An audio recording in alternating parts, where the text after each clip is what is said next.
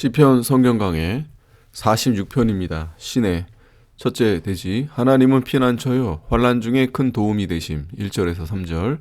둘째 시내가 흘러 기쁘게 함 4절에서 5절. 셋째 하나님은 열방을 심판하시고 자기 백성을 구원해 주심 6절에서 11절입니다. 1절 하나님은 우리의 피난처시요 힘이시니 환난 중에 만날 큰 도움이시라. 하나님은 피난처시요 힘이 되시기 때문에 아무리 큰 환난이 와도 하나님께 피하면 원수가 손을 대지 못합니다.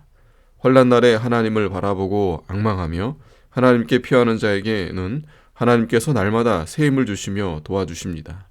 하나님은 환난 중에 도움을 주시고 지켜주십니다. 루터가 종교개혁할 때 이 시편 46편을 늘 읽었다고 합니다. 환난 때에 도와주시는 하나님께 기도하며 그 하나님을 의지하고 하나님의 일을 하는 자는 반드시 성공합니다.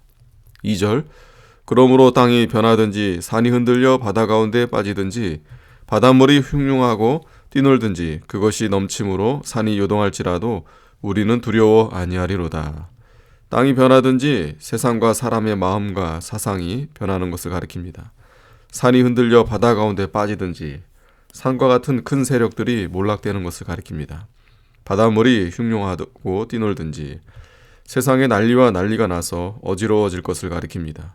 산이 요동할지라도 이 세상을 견고하게 붙들고 나아가는 세력들이 동요되어 세상이 불안하게 될 것을 가리킵니다. 이 세상은 요란하고 어지럽고 폭동이 일어나고 산과 같이 큰 세력들과 강대국들이 요동하여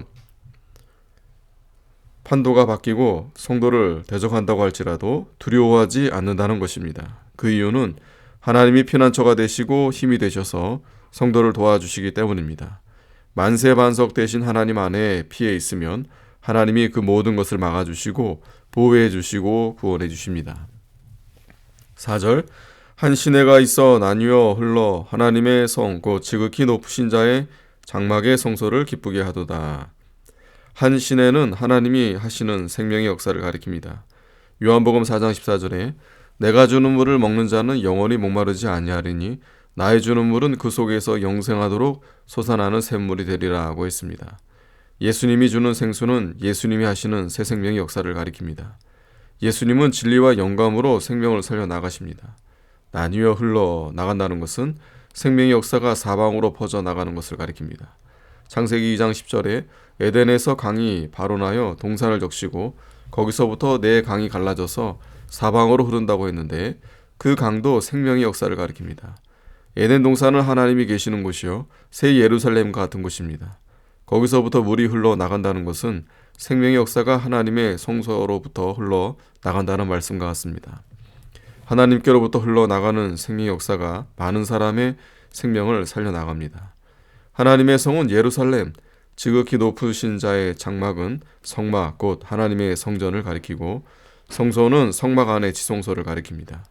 하나님께서는 진리와 영감을 가지고 생명의 역사를 이 세상 사방으로 일으켜 나가십니다. 하나님을 믿고 하나님의 지성소, 즉 영적 세계에 들어가서 하나님 말씀대로 걸어 나가는 사람에게는 그 심령 속에서 생명의 역사가 흘러나가게 됩니다. 생명의 역사가 있는 곳에는 기쁨이 있습니다. 자신이 즐겁고 모든 사람도 즐거워합니다. 하나님께서도 기뻐하십니다. 이것이 성소를 기쁘게 하는 것입니다. 5절 하나님이 그 성중에 거하심에 성이 요동치 아니할 것이라 새벽에 하나님이 도우시리로다. 하나님이 그 성중에 거하심에 성은 하나님의 성 예루살렘 성이고 영적으로 신령한 세계를 가리킵니다. 거기는 생명강이 흐르고 하나님이 계신 곳입니다.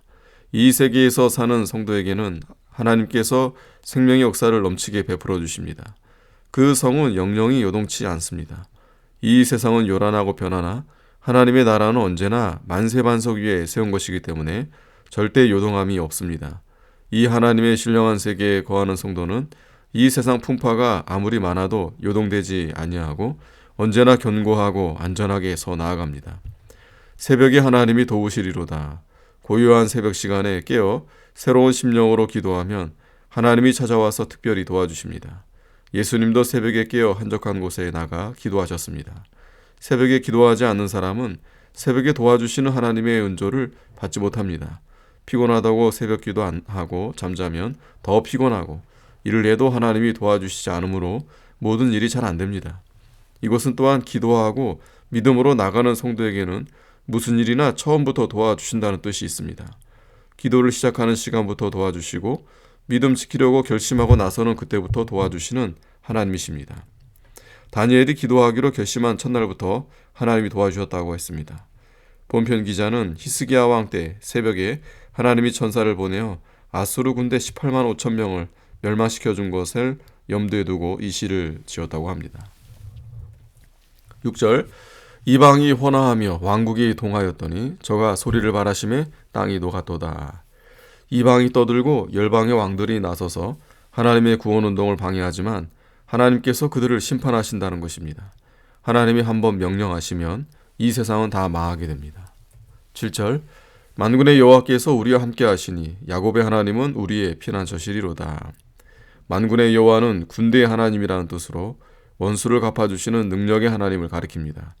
그 하나님이 성도와 함께 계시고 피난처가 되어주시니 아무 염려가 없다는 것입니다. 야곱의 하나님은 택한 백성의 하나님이라는 의미입니다.